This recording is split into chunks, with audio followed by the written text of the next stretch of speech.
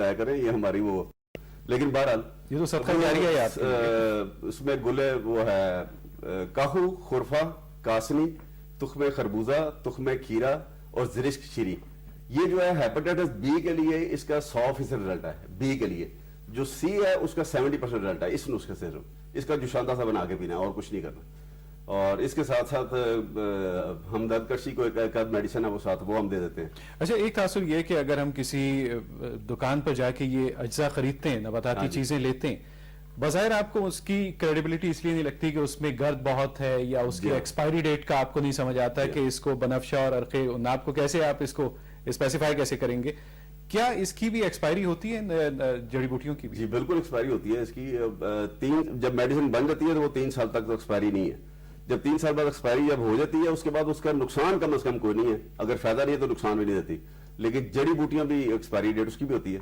اگر وہ اتار کے کاٹ کے ویسے پڑی رہی ہے, اس میں بارشیں بھی پڑ گئی ہیں, اس میں آندھی بھی آ گئی ہے, پھر دھوپ لگتی رہی ہے, پھر بارشیں شروع ہو گئی ہیں, تو وہ ایکسپائر ہوتی ہے. اچھا, طب کے شعبے کو پاکستان میں آپ اسے نیگلیکٹڈ زون سمجھیں گے یا حکومت اس کو کچھ شعبوں میں توجہ دیتی بھی ہے؟ نہیں, اس میں جیسے اب 10واں 5 سالہ جو منصوبہ بنا ہے اس میں انہوں نے بڑی محنت کی ہے اور اس میں اس کو بہت زیادہ اہمیت دی ہے انہوں نے پلاننگ ڈویژن نے. اور میں یہ سمجھتا ہوں کہ اگر اس ذہن کے لوگ اور اگر ہیلتھ کے شعبے میں آگے تو کوئی وجہ نہیں ہے کہ یہ شعبہ پروموٹ نہ ہو. اور مجھے جو نظر آ رہا ہے وہ یہ نظر آ رہا ہے کہ ہم امریکہ کی اور انگلینڈ کی اور کینیڈا کی اور چائنا کی ہربل میڈیسن بنی ہوئی کھانی شروع کر دیں گے. اس سے پہلے ہمیں دور اندیشی سے کام لینا ہے اور اپنی پروڈکٹ دنیا میں مارکیٹ بنانی ہے. اچھا حکیم صاحب, صبح سے لے کے رات تک کے معمول میں کھانا, خوراک, پھل, پانی, اس کا آپ توازن ایک عام آدمی کے لیے کیا سجیسٹ کرتے ہیں؟ ہفتے میں 2 دن سبزی کھانی چاہیے, 1 دن دال کھانی چاہیے, اور سردیاں ہوں تو 1 دن مچھلی ضرور کھانی چاہیے ہفتے میں 1 دفعہ. اور گوشت 1 دن گوشت کھا لیں, 1 دن چکن لے لیں.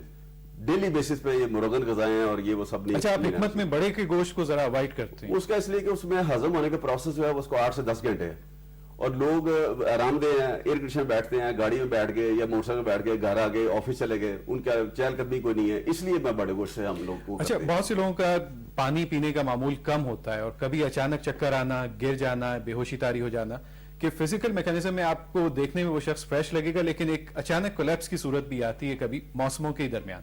یہ کیا ہوتا ہے؟ اس میں گرمیوں میں عام طور پر یہ زیادہ ہوتا ہے, اور وہ میں وہی سمجھتا ہوں جو قوت مدافعت کی کمی ہو رہی ہوتی ہے, نمکیات جسم میں سے خارج ہو جاتی ہیں, اس کی وجہ سے ایسا ہوتا ہے عام طور پہ.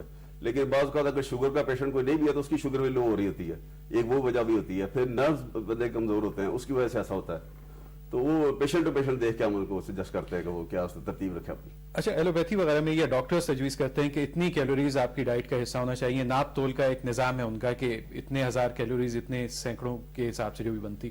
آپ حکمت میں کیا وضع کرتے ہیں کہ ایک دن میں کتنی کیلوریز یا غذا کے کتنے اجزاء جسم میں ہو؟ ہم لوگ تو یہ کہتے ہیں جی کہ دوپہر کا کھانا تو کھانا ہی نہیں چاہیے, صبح ناشتہ بھرپور کرنا چاہیے, اور بلکہ صبح کا ناشتہ چھین کے کھاؤ. چھین کے مراد یہ نہیں کہ چھین کے کھاؤ بلکہ اپنا بھی کھاؤ اور ایک بندے کا اور ساتھ کھاؤ, اور شام کو مغرب کے وقت کھانا کھا لیں. تو یہ بہترین بیلنس ہے. درمیان میں آپ فروٹ لے لیں, کوئی اور چیز لے لیں, کوئی سیلڈ لے لیں, کوئی سینڈوچ لے لیں, کوئی تھوڑا ہلکا پھلکا, لیکن اب کھانا 3 ٹائم نہیں کھانا چاہیے. صبح بھی پراٹھے کھا رہے ہیں, دوپہر میں بھی 3-4 چپاتی کھا رہے ہیں, اور پھر رات کو پھر بھرپور کھانا کھا رہے ہیں. حکیم صاحب, آخر میں کیونکہ خواتین کی ہماری روٹین میں ورزش وغیرہ اس کا دخل کم ہوتا ہے, ویٹ کی شکایت ہوتی, کوئی انتہائی قیمتی نسخہ آپ پبلک سے شیئر کریں گے کہ ویٹ میں کمی؟ اس میں سب سے پہلی چیز تو یہ ہے کہ ویٹ بڑھتا کیوں ہے. اس میں چاول زیادہ کھائیں خواتین, وہ بڑھتا ہے. جی, کھانا کھانے کے فوراً بعد پانی پیئیں گے تو ویٹ بڑھے گا. پھر ڈیپ فرائڈ چیزیں جو ہے یہ سب سے زیادہ ویٹ بڑھا رہی ہیں, جو ڈیپ فرائڈ چیزیں ہیں. اس کے بعد کوکو کولا, پیپسی وغیرہ جو زیادہ انٹیک جس کا ہر کھانے کے ساتھ وہ استعمال کر رہے ہیں, اس کا ویٹ بڑھ رہا ہے.